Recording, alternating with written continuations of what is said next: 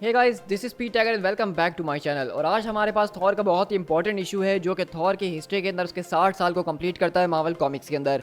और थॉर की जितनी भी हिस्ट्री के अंदर इश्यूज आ चुके हैं, ये उसका 758 इशू होने वाला है, यानी 750वां इशू। तो देखा जाए तो थॉर की हिस्ट्री मार्वल कॉमिक्स के अंदर बहुत ही ज़्यादा बड़ी है और उसको सेलिब्रेट करने के लिए एक बहुत ही लंबा चौड़ा कॉमिक दिया गया है। लेकिन इसकी सारी की सारी स्टोरीज मैं आपके साथ शेयर नहीं करूंगा क्योंकि वो इंपॉर्टेंट नहीं है, बस मैं आपको उनको ऊपर ऊपर से बता दूंगा। जो हमारी मेन स्टोरी है ऑब्वियसली मैं उसको आपको काफ़ी अच्छे तरीके से एक्सप्लेन करूंगा। तो आई होप कि आपने इससे पहले के सारी थॉर की सीरीज़ की प्लेलिस्ट हमारी फॉलो कर ली होगी ताकि आपको समझ में आ रहा हो कि यहाँ पे हुआ क्या है। क्योंकि रिसेंटली अभी यहाँ पे ओडिन की मौत हुई है और ये कॉमिक्स का मेजर हिस्सा उसी को जो है यहाँ पे हमारे सामने कन्वे करने वाला है। तो इस वीडियो को स्टार्ट करने से पहले मेरी एक ही रिक्वेस्ट है कि अगर आप चैनल पे फर्स्ट टाइम आ रहे हैं और चैनल को अभी तक सब्सक्राइब नहीं किया है तो चैनल को सब्सक्राइब कीजिए ताकि हम फौरन से इस वीडियो को स्टार्ट कर सकें और आप लोग मेरे साथ मिलके इसको एंजॉय कर सकें। तो चलिए बिना किसी और बात के फौरन से अपनी आज की इस वीडियो को स्टार्ट करते हैं।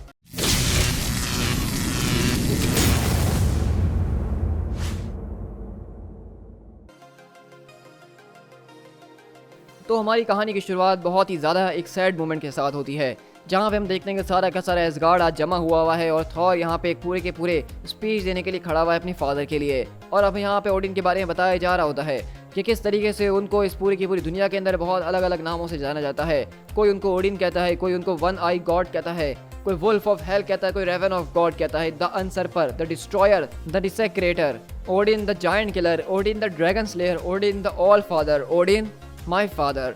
और इस तरह हम देखते हैं कि थॉर वहाँ पे अपनी स्पीच को शुरू करता है और कहता है कि मेरे फादर अब वो यहाँ से जा चुके हैं। और अगले पल हमें यहाँ पे एक बहुत ही ज़्यादा ब्यूटीफुल किस्म का पैनल दिखाया जा रहा होता है जगह हम देखते हैं कि यहाँ पे आज एसगार्ड के ऊपर जो ये पूरी की पूरी सेरेमनी की गई है ये बहुत ही ज़्यादा बड़ी है। लिटरली यहाँ पे सारे के सारी कॉस्मिक बीइंग्स, सारे के सारे ऑल्टरनेट रियल्म्स के लोग यानी कि योटनहाइम के योटन्स, यहाँ पे मुस्फलहाइम के मुस्फल्स दिख रहे हैं, यहाँ पे हेला दिख रही है, उसके लोग दिख रहे हैं, पूरी की पूरी अर्थ की super hero community, fantastic four, watchers, celestials, यानी कि लिटरली यहाँ पे सारे के सारे लोग आज ओडिन के इस फ्यूनरल के अंदर आए हैं। तो अब यहाँ पे ओडिन की बॉडी को देख के कंफ्यूज होंगे कि ये बॉडी यहाँ पे कैसे आ गई क्योंकि उनकी तो बॉडी बची थी नहीं ना। तो बेसिकली ये दरअसल एक तरह का स्टैचू है जिसको एज अ बॉडी दिखाया जा रहा है। और थॉर बोलता है कि वो सच में एक बहुत ही ज़्यादा ट्रबल्ड मैन थे, एक विशियस गॉड थे और एक अनयील्डिंग किंग थे जो कि कभी हार नहीं मानते थे, एक कॉम्प्लिकेटेड हस्बैंड थे और एक बहुत ही ज़बरदस्त किस्म के शेडो थे जो कि हमें प्रोटेक्ट करते थे हर एक चीज़ से, मुझे और मेरे भाई को। और हम देखते हैं कि यहाँ पे लोकी भी मौजूद है जो कि सारी की सारी बातें सुन के मुस्कुरा रहा है। लेकिन वहीं से थॉर बोलता है लेकिन अगर उस ओल्ड बास्टर्ड की बात की जाए तो वो अब एक गोश्त बन चुका है और सच कहूँ तो वो मुझे अभी तक डरा रही है। सच्चाई तो यह है कि मेरे फादर ने मुझे इतनी बार पनिश करने की कोशिश करी है, मुझे इतनी बार अपने से दूर करने की कोशिश करी है कि मैं उसको याद भी नहीं रख सकता हूँ कि अब वो कितनी बार हो चुका है। वो एक बहुत ही महान आदमी थे जिनके पास टेरिबल कॉन्ट्रडिक्शंस मौजूद थी। वो एक ग्रेट कॉन्करर थे, वो एक ऐसे क्राउन को पहनते थे जिसके ऊपर खून लगा हुआ था, उनसे हर कोई डरता था और वो किसी के लिए मर्सी नहीं रखते थे। And yet here is Odin. लेकिन इसके बावजूद भी देखा जाए तो किस तरीके से ओडिन ने एक दुश्मन के बेटे को जिसको अबैंडन कर दिया गया था उसको अपना बनाया। ओडिन ने ऐसे ऐसे लोगों को पावर्स ग्रैंड करी जो कि उनके कभी अपने नहीं हुआ करते थे, जिनके अंदर एसगार्डियन खून तक नहीं था, लेकिन उसके बावजूद उन्होंने उनकी वर्दीनेस को नापा, उसको जज करा और उसके बाद उनके दिलों को देखते हुए उनको पावर्स को ग्रैंड करा। और ये एक ऐसा ट्रेड है जो कि शायद मेरे अंदर काफ़ी ज़्यादा कम है। आज मैं यहाँ पे खड़े होकर वैसी कोई बात नहीं करने वाला हूँ जो कि शायद आप लोगों ने इससे पहले ना सुनी भी हो। हेल, मेरे फादर ने तो मुझे इतनी बार इस किंगडम से बाहर निकाला जितना मैं काउंट भी नहीं कर सकता हूँ, एवरी डैम टाइम। लेकिन हर बार जब मैं गुस्से के अंदर हुआ करता था और स्क्रीम करता था, ऊपर आसमान की तरफ देखते हुए अपने फादर को कोसा करता था, तब हर बार मैं ये समझता था कि मेरे फादर मेरे साथ गलत कर रहे हैं और उन्होंने मुझे एक ज़बरदस्त किस्म की पनिशमेंट दी है। लेकिन अब मैं इस बात का अंदाज़ा लगाता हूँ कि उन्होंने ये सब मुझे एक बेहतर इंसान बनाने के लिए किया, एक बेहतर गॉड बनाने के लिए। और वो ये सब इसीलिए कर रहे थे क्योंकि जब मेरे राजा बनने का वक्त आएगा तो मैं उनसे एक बेहतर राजा बन सकूँ ताकि मैं तुम सबको बेहतरी की तरफ ले जा सकूँ। मैंने इन सारी की सारी बातों को तब नहीं जाना जब मैं जवान हुआ करता था, जब मैं यंग हुआ करता था। तब मैं उनको देखता था सिर्फ एक हार्ड मैन की तरह, एक स्टोन किंग की तरह, एक स्टील रॉड की तरह जो कि किसी के सामने झुकती नहीं थी, किसी के लिए कोई फीलिंग्स नहीं रखती थी। लेकिन अब जैसा कि मेरे हाथ के अंदर द बुक्स ऑफ किंग्स मौजूद है जो कि सिर्फ एक ऐसी किताब है जिसके अंदर का लिखा हुआ सिर्फ एक राजा ही पढ़ सकता है। और अब जैसा कि अब हम राजा बने तो इस किताब को पढ़ पा रहे हैं तो हमें इस बात का अंदाज़ा हुआ है कि वो राजा जो कि किसी के सामने झुकता नहीं था, जो कि सामने सबके एक पत्थर की तरह रहा करता था, उसने अकेले में बहुत आंसू और खून बहाए हैं और उसके बारे में किसी को पता चलने नहीं दिया। और ये सब उन्होंने किसी और के लिए नहीं, बस उनके लिए करा जिनसे वो प्यार करते थे, अपने लोगों के लिए, अपनी रानी के लिए, अपने बेटों के लिए और एसगार्ड के लिए। और इसी तरफ देखते हैं कि वहाँ पे सब बोलते हैं कि फॉर एसगार्ड, फॉर एसगार्ड। और इसी तरह हम देखते हैं कि थॉर वहाँ पे बेसिकली उस पूरी की पूरी किताब को खोलते और लोगों को बताना शुरू करता है कि किस तरीके से ये वो किताब है जिसके पेजेस के अंदर लिखा हुआ सिर्फ यहाँ का एक राजा ही पढ़ सकता है। और ये इंचेंटमेंट तब इस किताब के अंदर डाली गई थी जब से ही सारे के सारे टाइटन्स एग्जिस्ट करते थे, जब से ही पहला राजा बूरी और उनका बेटा बोर एग्जिस्ट करता था जो कि मेरे ग्रैंडफादर थे, और उसके बाद मेरे फादर यानी ओडिन, और अब उनका सेकंड सन ऑफ एसगार्ड यानी कि मैं इस किताब को पढ़ सकता हूँ। तो हम देखते हैं कि थॉर बेसिकली इस किताब को खोलता है और उसके अंदर से जो ओडिन की ज़बरदस्त किस्म के किस्से लिखे हुए हैं, जिस तरह से उन्होंने थ्रू आउट द लाइफ चीज़ें करी हैं, उनको बताना शुरू करता है, जो कि स्टोरी का एक दूसरा पार्ट है जिसको हम यहाँ फॉलो नहीं करेंगे, क्योंकि यहाँ पे पहली स्टोरी के अंदर हमें यहाँ पे पीटर ए बिल के ओरिजिन को बताया जा रहा होता है कि वो कौन था, वो कहाँ से आया था। तो ये एक साइड स्टोरी है जो कि हमारी मेन स्टोरी से इसका कुछ लेना देना नहीं है। तो इसको आप चाहें तो जाके ऑनलाइन पढ़ सकते हैं, मैं इसको यहाँ पे शेयर करके कॉमिक्स को लंबा नहीं करूँगा। इसके बाद अगर हम अपनी दूसरी स्टोरी के ऊपर आए तो दूसरी स्टोरी के अंदर बेसिकली थॉर ने जब पहली बार मैंगॉक से मुकाबला करा था और ओडिन ने जब उसकी मदद करी थी, तो ये पूरी की पूरी स्टोरी बताई गई है जो कि काफ़ी इंटरेस्टिंग स्टोरी है। लेकिन फिर अगेन हमारी इस रिसेंट स्टोरी से उसका कोई लेना देना नहीं है, तो हम इसको भी स्किप करेंगे। लेकिन इन सारी की सारी स्टोरीज को स्किप करने से पहले यहाँ पे एक स्टोरी है जो कि मुझे बहुत ही ज़्यादा इंटरेस्टिंग लगी है, जो कि अभी नहीं तो फ्यूचर में बहुत ही इंपॉर्टेंट पार्ट प्ले करेगी, क्योंकि ये कहानी हमारी 14 बिलियन ईयर्स अगो पहले शिफ्ट होती है, जब हमारी ये पूरी की पूरी यूनिवर्स बनी भी नहीं थी और उससे पहले एक 6 कॉस्मोस हुआ करती थी। जैसा कि आपको पता ही होगा कि मार्वल कॉमिक्स के अंदर अब तक 8 यूनिवर्सेस 8 कॉस्मोस बन चुकी हैं। तो उससे पहले वाली जो हमारी 6 इन्फिनिटी थी, हम उसके अंदर शिफ्ट होते हैं, जहाँ पर हम देखते हैं कि यहाँ पे एक बहुत ही बड़ी सी ऑर्गेनाइजेशन जो कि TVA की तरह में नजर आ रही है, वो यहाँ सारी की सारी चीज़ों को मॉनिटर कर रही होती है। लेकिन वहीं से एक एजेंट बोलता है, ज़रा स्क्रीन के ऊपर देखिए, हमारे पास एक इनकर्जन सिग्नल आया है और इस टेलीपोर्टर के ऊपर जो कोड हमारे पास आ रहा है वो TX3N आ रहा है। तो वहीं से हम देखते हैं कि जो उनकी लीडर होती है वो कहती है कि आखिरकार ये किस तरह का कोड है, हमारे किसी भी एजेंट के पास इस तरह का कोई एंट्री कोड नहीं है। और उसी तरह देखते हैं कि वो लोग वहाँ पे अगले पल उस पोर्टल को खोलते हैं, जिसको अगर देखा जाए उस पूरे के पूरे कोड को और बैकवर्ड में पढ़ा जाए तो वो नेक्स्ट स्पेल करता है। तो वहीं से वो कहती है कि NX3N जो है वो नेक्स्ट स्पेल करता है, व्हाट कम्स नेक्स्ट। और अगली बार हम देखते हैं कि इस सवाल का जवाब देते हुए उस पोर्टल के अंदर से कोई और नहीं बल्कि लोकी एंट्री मारता है 6 कॉस्मोस के अंदर और कहता है, हे मेरा नाम है लोकी और हम हैं कहानियों के देवता। क्या ज़बरदस्त किस्म की मल्टीवर्स तुमने यहाँ पे बना के रखी है, तुम क्या माइंड तो नहीं करोगे अगर मैं यहाँ अंदर चले आऊँ। और हम यहाँ पे देखते हैं कि किस तरीके से लोकी हमें एक अजीब और गरीब गेटअप के अंदर नजर आ रहा है, जो कि अभी रिसेंट वाला उसका गेटअप नहीं बल्कि वो वाला गेटअप है जो कि हमने पिछले 2 साल पहले एवेंजर्स वाली स्टोरी के अंदर देखा था। और अगली बार हम देखते हैं कि वहीं से वो सब कहते हैं कि वेपन्स डाउन, ये जो कोई भी स्पेस टाउन हो वो है, ये सर्वेंट ऑफ ब्लैक विंटर नहीं है, तो हमें इससे कोई खतरा नहीं हो सकता है। तो लोकी बोलता है, द ब्लैक विंटर, तुम सबको काफ़ी ज़्यादा लकी होना चाहिए क्योंकि अब वो इस दुनिया में नहीं रहा, क्योंकि हम सब इस बात को बहुत अच्छे तरीके से जानते हैं कि ब्लैक विंटर को थॉर अब खत्म कर चुका है। लेकिन 6th इन्फिनिटी को जिस चीज़ ने खत्म करा था वो ब्लैक विंटर ही था, जो कि हमें इसी थॉर की कॉमिक्स के अंदर बात को रिवील किया गया था। और इस वक्त लोकी इतना ज़्यादा टाइम ट्रैवल करके पीछे जा चुका है कि वो उससे पिछली यूनिवर्स में आ गया है और न जाने वो यहाँ पे कैसे आया और वो क्या करना चाहता है। और कहता है कि जब मैं सारे के सारे थ्रेशोल्ड को क्रॉस करते हुए जा रहा था तो मैंने अचानक वहाँ पे एक चीज़ का ग्लिम्स देखा और उसको देख के तो ऐसा लग रहा था कि वो एक एंग्री जेली बेबी है। वेट होल्ड ऑन जरा 1 मिनट, हम लोग यहाँ पे एक बहुत ही बड़ी चीज़ को मिस कर रहे हैं, ये बताओ कि वेरिटी कहाँ है। तो वो लोग पूछते कि वेरिटी, तो वो अगले पल वो सब बोलते कि वेरिटी, आखिरकार तुम किस वेरिटी की बात कर रहे हो, जब ये डायमेंशन डोर खुला तो उसके अंदर से सिर्फ तुम ही यहाँ पे आए थे। तो लोकी वहीं पे अपनी स्टाफ को पकड़ता और कहता है, आखिरकार तुम मैजिक स्टाफ अपनी ये सारी की सारी हरकतें करना बंद करो और वेरिटी कहाँ है मुझे फौरन से बताओ। मुझे ये नहीं बताना कि वो बिलियन ऑफ ईयर्स पहले पास के अंदर मौजूद है या वो कहाँ मौजूद है, मुझे बताओ कि राइट नाउ प्रेजेंट डे के अंदर वो कहाँ पे मौजूद है, चाहे उसकी कहानी कहीं पे भी क्यों ना चल रही हो। और उसी तरह हम प्रेजेंट डे न्यूयॉर्क सिटी के अंदर शिफ्ट होते हैं, जहाँ पे एक लड़की बैठ के अपनी किताब पढ़ रही होती है और लोकी उसके पास टेलीपोर्ट होकर आता है और कहता है, हे देखो जरा कौन वापसी लौट कर आया है, मुझे काफ़ी ज़्यादा लंबा अरसा लग गया लेकिन हेलो, क्या तुम मुझे सुन सकती हो? ओह लगता है कि तुम मुझे सुन नहीं सकती और मैं एक गोश्त की तरह हूँ, लेकिन खैर इस बात से कोई फ़र्क नहीं पड़ता है, सबसे बड़ी बात यह है कि तुम ठीक हो और मेरे लिए इससे बड़ा और कुछ भी नहीं है। वैसे भी ये चीज़ें काफ़ी मेक सेंस बनाती है क्योंकि मैंने इस अर्थ को इसलिए बचाया था ताकि तुम सेफ रह सको, और इसलिए चलो ये अच्छा है कि तुम वापसी घर पर आ गई हो, बिल्कुल सेफ हो, लेकिन तुम ही सिर्फ एक गोश्त नहीं हो जिसको मैं यहाँ पे छोड़ कर गया था।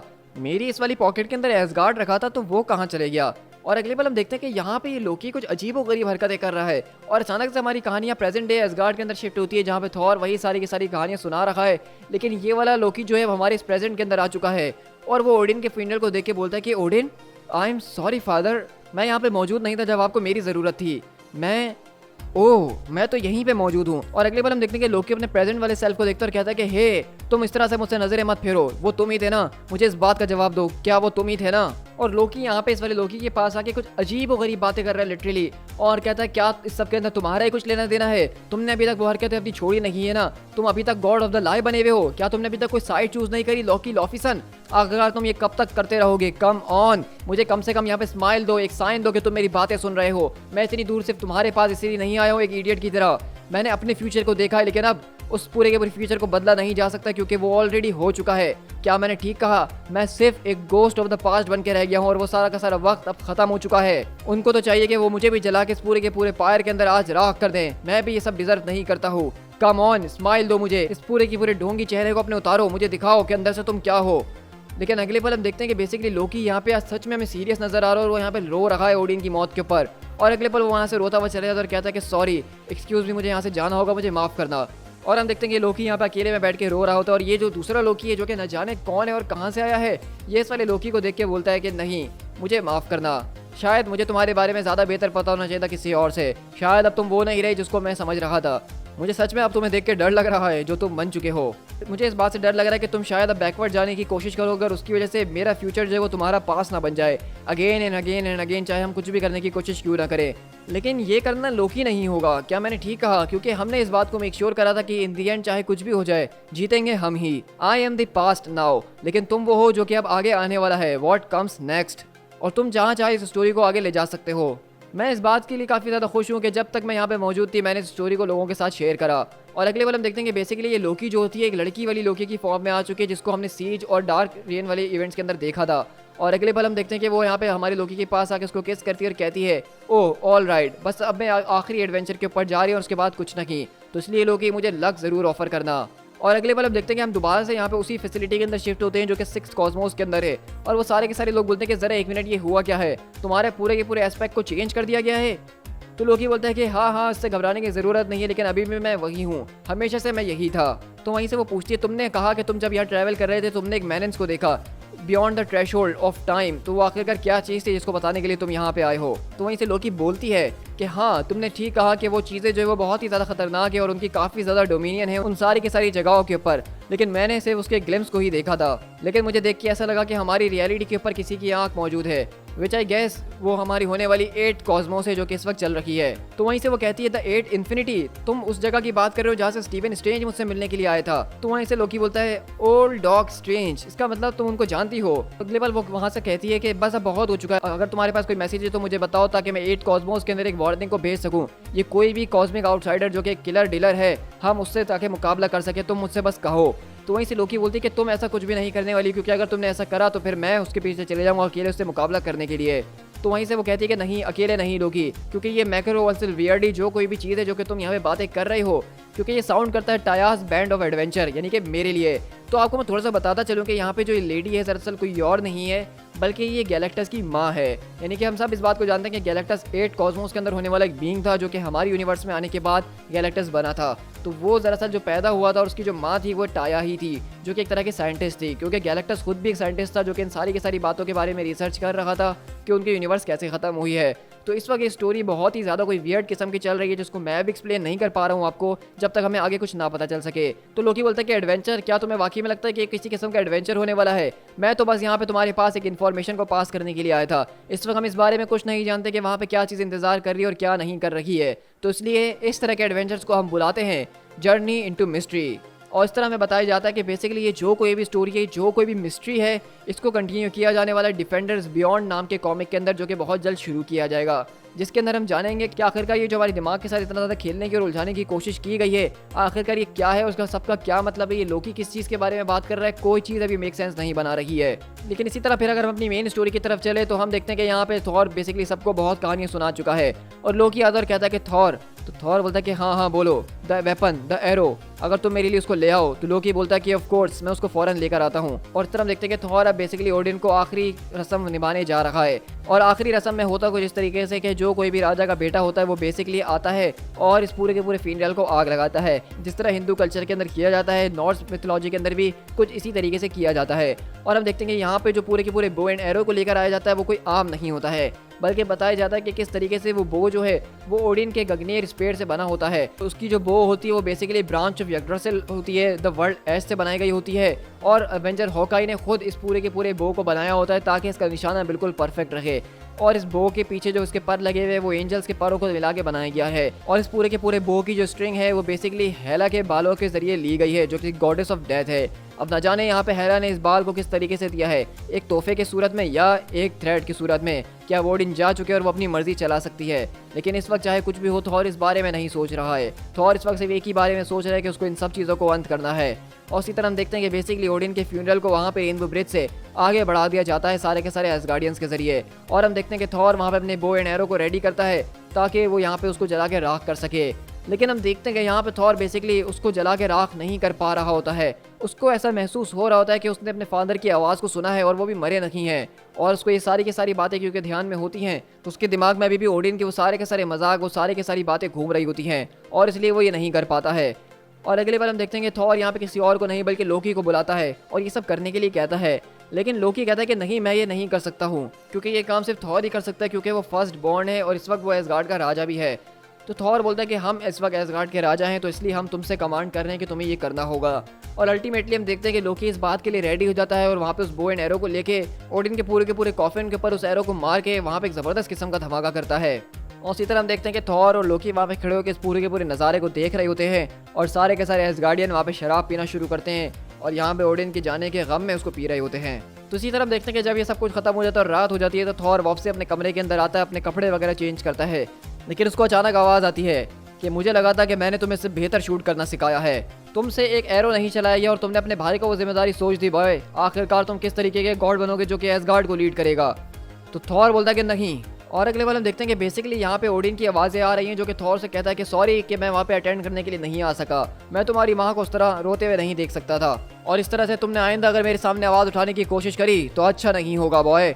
तो वहीं से हम देखते हैं कि थॉर वहाँ पे हैमर की तरफ आके चिल्ला रहा होता है बार बार कि नहीं नहीं नहीं। और अगले पल वो उस हैमर को उठा के दूर फेंकता है और थॉर बोलता है कि आप आखिरकार यहाँ पे कर क्या रहे हैं। तो वहीं से ओडिन बोलता है कि थॉर जरा आराम से प्लीज काम डाउन हो जाओ। तो थॉर बोलता है कि क्यों, मुझे जवाब दीजिए, क्या आपका अभी तक दिल नहीं भरा अपने सारे के सारे बोझ को मेरे कंधों के ऊपर डालने के बाद, अपने सारे के सारे सीक्रेट्स, अपने सारे के सारे वेंडेटास, अपनी सारी की सारी जंगें जो आपने मेरे कंधों के ऊपर डाली है, क्या आप मेरे सामने एक नई चीज़ को लेकर आ चुके हैं उसको उठाने के लिए? आप क्या सारी जिंदगी मुझे इसी तरह से हॉन्ट करने वाले हैं? तो वहीं से ओडिन बोलते हैं कि क्योंकि तुम एक राजा हो और तुम्हें ज़रूरत है। तो वहीं से थॉर बोलता है क्या मतलब, क्या अब मैं राजा हूँ, क्या मतलब मुझे क्या अब आपकी ज़रूरत है? आखिरकार आप तब कहाँ थे जब ब्लैक विंटर मेरे सामने आया था मेरे सोल को ख़त्म करने के लिए?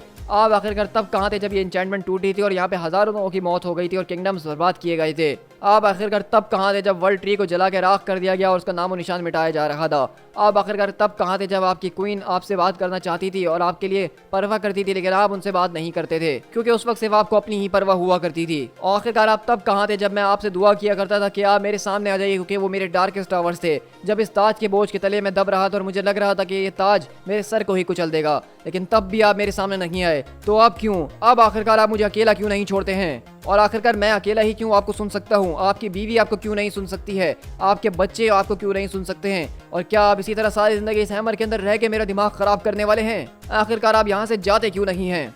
उसी तरफ देखते हैं कि थॉर यहाँ पे अब काफ़ी ज़्यादा गुस्से में आ चुका है क्योंकि वो इससे परेशान आ चुका है कि किस तरीके से ओडिन अब बेसिकली थॉर के हैमर म्योनियर के अंदर मौजूद है और वो उससे बातें वगैरह भी कर सकते हैं। तो वहीं से ओडिन बोलते हैं कि मैं नहीं जा सकता हूँ, मैं घर नहीं जा पा रहा हूँ मेरे बेटे, मैं वेलहेला नहीं जा पा रहा हूँ। मतलब मैंने कोशिश तो करी है, जब मैं मर गया तो मेरी स्पिरिट जो है वो वेलहेला के गेट्स तक गई जहाँ पे मैं तलाश कर रहा था अपने ब्रदर्स, अपने फादर्स को, ताकि मैं उनके साथ मिलके उस वेलहेला के अंदर रह सकूँ। लेकिन हमारी जन्नत वेलहेला, उसके दरवाजे वो खुले हुए थे थॉर जब मैं वहाँ पे पहुँचा, बल्कि वो टूटे हुए थे। और जब मैं वेलहेला के हॉल्स के अंदर गया तो मैंने देखा कि वहाँ के सारे हॉल्स खाली है, वहाँ पे एक भी सोल जो है वो इस वक्त मौजूद नहीं था बेटे, वहाँ पे एक भी सोल मौजूद नहीं था बेटे। मैं यहाँ पे मौजूद हूँ क्योंकि मुझे तुम्हारी ज़रूरत है, क्योंकि मेरे पास इसके अलावा और कोई जगह नहीं है जाने के लिए। वेलहेला अब ख़त्म हो चुका है। दी एंड। सो गाइस, आज हमारा यहाँ पे ये ज़बरदस्त किस्म का एपिक इशू ख़त्म होता है और ये तो मानना पड़ेगा कि डॉनी केट जिस तरीके से हर एक इशू को, हर एक स्टोरी को एंड करते हैं, अगले इशू के लिए एक्साइटमेंट बहुत ही ज़्यादा बढ़ जाती है। तो इस पूरे के पूरे इशू के अंदर हमने सबसे पहले तो ये देखा कि ओडिन की फ्यूनरल चल रही थी जो कि बिल्कुल नॉर्मल स्टफ था, कुछ खास नहीं। लेकिन बीच में वो जो लोकी वाली स्टोरी आई उसने मेरे दिमाग को हिला के रख दिया और लिटरली मैंने इसको बहुत बार पढ़ा, बहुत बार समझने की कोशिश करी, लेकिन अभी तक ये कोई बात मेक सेंस नहीं बना रही है। तो आई होप कि जिसका फॉलो अप कॉमिक है डिफेंडर्स बियॉन्ड वाला, उसी के अंदर हमें पता चल पाएगा कि यहाँ पे सब कुछ क्या चल रहा था और ये लोकी है कौन और ये आया कहाँ से, इसका मकसद क्या है और वो किस बड़े खतरे की बात कर रहा है जो कि पूरी की पूरी कॉस्मोस को ख़त्म कर सकता है। इसी के अलावा यहाँ पे सिर्फ एक खतरे को टीज़ नहीं किया गया है बल्कि एक और बहुत बड़े खतरे को टीज़ किया गया है जो कि वेलहैला और एसगार्ड के अंदर होने वाला है। क्योंकि हमें बताया गया ओडिन ने कि किस तरीके से जब वो वेलहैला के अंदर गए जो कि नॉर्स मिथोलॉजी की उनकी जन्नत मानी जाती है, उस जन्नत को किसी ने बर्बाद कर दिया और वहाँ के हर एक सोल को वहाँ से गायब कर दिया। वहाँ पे कोई भी इस वक्त जिंदा मौजूद नहीं है या फिर मौजूद ही नहीं है सिंपली। तो आखिरकार वो सारे के सारे लोग गए तो गए कहाँ, वेलहैला के अंदर घुस के ये हाल उसका किसने करा है, ये एक बहुत ही बड़ी अब मिस्ट्री है। अब यहाँ पे बहुत सारे लोग यही बात गैस कर रहे हैं कि जैसा कि थॉर लव एंड थंडर आ रही है तो वो किसी ना किसी तरीके से गॉर को वापसी कॉमिक्स में लाने की कोशिश कर रही है ताकि मूवीज़ और कॉमिक्स दोनों में गॉर का जो एक हाइप है उसको इस्तेमाल करके कॉमिक्स की सेल को बढ़ाया जा सके। लेकिन मुझे ऐसा लगता है कि यहाँ पे गॉर का काम ये नहीं हो सकता है। यहाँ पे अगर उसका काम है तो ये नहीं होना चाहिए क्योंकि गॉर अपनी तरह से बहुत अच्छी तरीके से अपनी स्टोरी एंड कर चुका है और अब यहाँ पे कोई अलग ही ज़बरदस्त किस्म का ट्विस्ट होना चाहिए जो कि मुझे पूरी उम्मीद है कि जॉनी केट्स मुझे बिल्कुल भी निराश नहीं करेंगे क्योंकि अब तक वो अपनी राइटिंग्स के जरिए मुझे बहुत ज़्यादा इंप्रेस कर चुके हैं और मैं इस पूरी की पूरी सीरीज़ का फ़ैन होकर रह गया हूँ। तो अब बेसिकली हमारे वो सारे के सारे कॉमिक्स खत्म हो चुके हैं जिसको मुझे करने की ज़रूरत थी और अब जो हमारा अगला थॉर का इशू होने वाला है वो बैनर ऑफ वॉर का पार्ट 2 होगा जिसका बेसब्री से इंतजार कर रहे हैं। यानी कि बैनर ऑफ वॉर का पार्ट 2 भी होगा और इस तरह से हमारी सीरीज़ का अगला इशू भी होने वाला है। तो वो हमारे 2 प्लेलिस्ट के अंदर मौजूद होगा। जो थॉर की हमारी प्लेलिस्ट फॉलो कर रहे होंगे उनको अगला एपिसोड बैनर ऑफ वॉर का दिखेगा और जो बैनर ऑफ वॉर की प्लेलिस्ट को देख रहे होंगे उनको सेकंड एपिसोड थॉर की सीरीज़ का दिखेगा क्योंकि ये टाई इन कॉमिक हैं थॉर और हल्का। सो गाइस आई होप कि आपको ये वीडियो काफ़ी ज़्यादा पसंद आई होगी। इस वीडियो के अंदर आपका इंटरेस्ट बहुत ही ज़्यादा होगा इन सारी की सारी मिस्ट्रीज़ को देख के। तो कमेंट डाउन करके ज़रूर बताइएगा कि आपको ये वीडियो कैसी लगी है। साथ ही साथ अगर आप इस तरह की ऑसम वीडियोस को मेरे चैनल पे एंजॉय करना चाहते हैं तो चैनल को सब्सक्राइब करना बिल्कुल भी मत भूलिएगा क्योंकि अब मैं फ़ौरन ही आपके साथ बैनर ऑफ वॉर की सीरीज़ को कंटिन्यू करूँगा इसके फ़ौरन बाद ही, ताकि हम उसको भी डेली बेसिस पे अपने चैनल के ऊपर शेयर कर सकें और जब जब जो इशू आता रहेगा मैं आपके साथ शेयर करता रहूँगा। So guys this is P tiger, मिलते हैं अपने किसी और कॉमिक बुक सीरीज़ के साथ। Till then thank you so much.